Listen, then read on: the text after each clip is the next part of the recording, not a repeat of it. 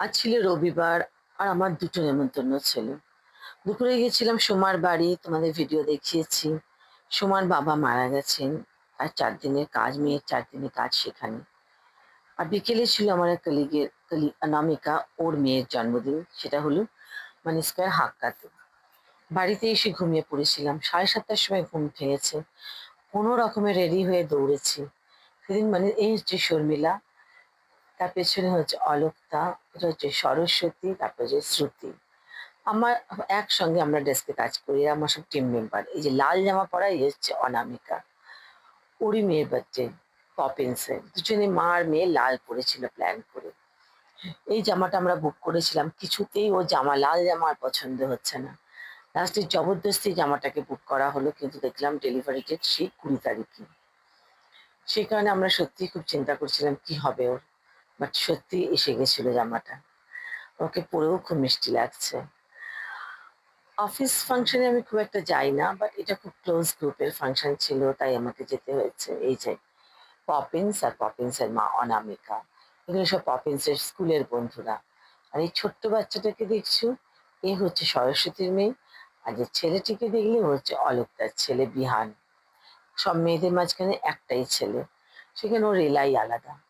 এই দেখো, কেক খুলে ফেলেছে অলোকদার শ্রুতি। কেকটা বানিয়েছে শিলা, কোনো বড় কোম্পানির কেক না। শিলা অসম্ভব ভালো কেক বানায়। আমার জন্মদিন আমি ওর কাছ থেকে কেক নিয়েছিলাম। আর আমি ওকে পছন্দ করেছিলাম শতরূপাদের মেয়ের বিয়ের আগে যে প্রোগ্রামগুলো হয়, আইবুড়ো ভাত, সেখানে আমরা এই কেক ওর কাছ থেকে কেক এনে দিয়েছিলাম। ভীষণ ভালো। অনেক বাজারে যে সমস্ত বেকারির কেক আমরা খাই, তার থেকে অনেক অনেক ভালো বানায় শিলা। ভীষণ প্রফেশনাল, ভীষণ সুন্দর, প্রচন্ড ভালো কনসেপশন ওর। তোমরা যদি কখনো বানাতে চাও আমাকে বলো, আমি ওর ফোন নাম্বার শেয়ার করে দেবো। কেক দেখে বাচ্চারা কি করবে বুঝে পাচ্ছিল না।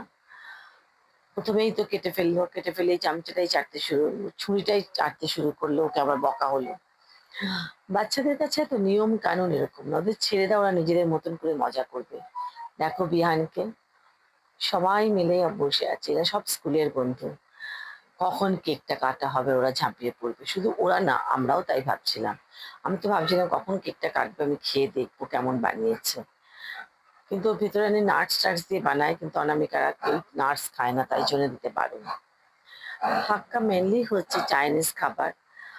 বিভিন্ন রকমের অনেক কিছু থাকে, ওটা বুফে, লাঞ্চ আর ডিনার সবই বুফে এখানে। আমি অবশ্য ডেজার্টটা টানি, হাক্কা পছন্দ করি, ডেজার্ট খুব ভালো থাকে, অনেক রকমের থাকে। দর্শন উইথ আইসক্রিমটা হচ্ছে এর স্পেশাল আইটেম। এই যে অনামিকা কেক ডিস্ট্রিবিউট করবে, ওর সে তরে ছিল না, ওর এত তাড়াহুড়ো, নিজেই লেগে গেছে, হাত লাগিয়ে দিয়েছে। সানডেতে অসম্ভব ভিড় ছিল, অসম্ভব। সেই কারণে সত্যি একটু অসুবিধে। অফিস প্রোগ্রামগুলোতে গেলে একটু অফিসে তো এত গল্পই হয় না, ছবি তোলা হয় না। অফিসের পরে এদের সঙ্গে দেখা। এটা হচ্ছে অরুণিতা। অরুণিতা আমার আগেই অফিস ছেড়ে দিয়েছিল। দারুণ দারুণ কেটেছে দিন।